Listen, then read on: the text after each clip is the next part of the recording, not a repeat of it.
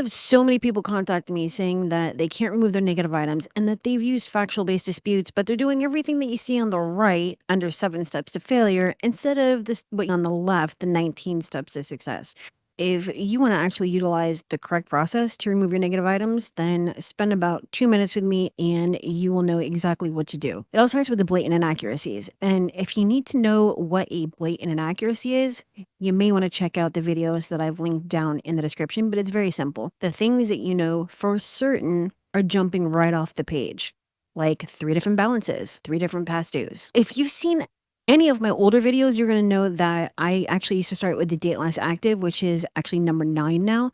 We don't do that. It's date last paid. The bureaus don't care about date last active, even though it's supposed to be the date that there was last payment activity. Doesn't really work like that with the credit bureaus anymore. So we don't use it. You're going to go date last paid, notice a dispute violation, which is when they fail to notate that the account has been disputed, status update date or date last reported, payment history. Check out those late payments. Does it report charge out for multiple years? That's because you didn't pay it. There's a balance on it, but it shouldn't be reported that way. Check out that first day of delinquency, or at least the oldest one that you can see on there. Check out those comments, such as the notice of dispute. And then there's the evolution line method. What is that? That's basically a method that I created so that you can stay at the top of this hierarchy and redispute using these dispute reasons, but with changed information. Now, the stuff that doesn't work outside of date last active is going to be type, open date, terms, balance, status, past due. All right. So unless there are blatant inaccuracies on the past due or the balance, don't use them by saying, oh, this isn't the correct balance. That's not going to remove the account. We deal with the fact, nothing but the fact, okay? And then, of course, we have our complaints after that, CFPB, AG, BBB, and that is it. I just spent about 20 to 30 minutes explaining how I was able to increase one of my clients' credit scores 200 points on all 3 bureaus or each of the 3 bureaus in just 60 days and the process that I used. And this is all part of it. You know what I didn't do? I didn't do this over here on the right. I didn't say something was unverified. I didn't ask for the method of verification. I didn't tell them that they failed to investigate or failure to verify or failure to prove. I didn't go to the CFPB first.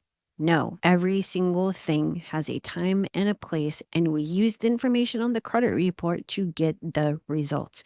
Now, if you're looking for very specific things like how to dispute medical, there is a process for that as well, okay? You can learn all about this if you have access to that huge deal that I recently ran where you got the credit repair course on steroids, the dispute funnel, live automation, and chat with credit. It's all in there. But this is very simple. Look at your credit report, understand how an account should and should not report, and then go and attack those inaccuracies. And then attack the violations, okay? Come at them from every single side, the bureaus, the creditors, the collectors. Go to the CFPB, the AG, the BBB, but only at the point that you've exhausted all your remedies. And I promise you, you will get the results, but this has to be done the right way.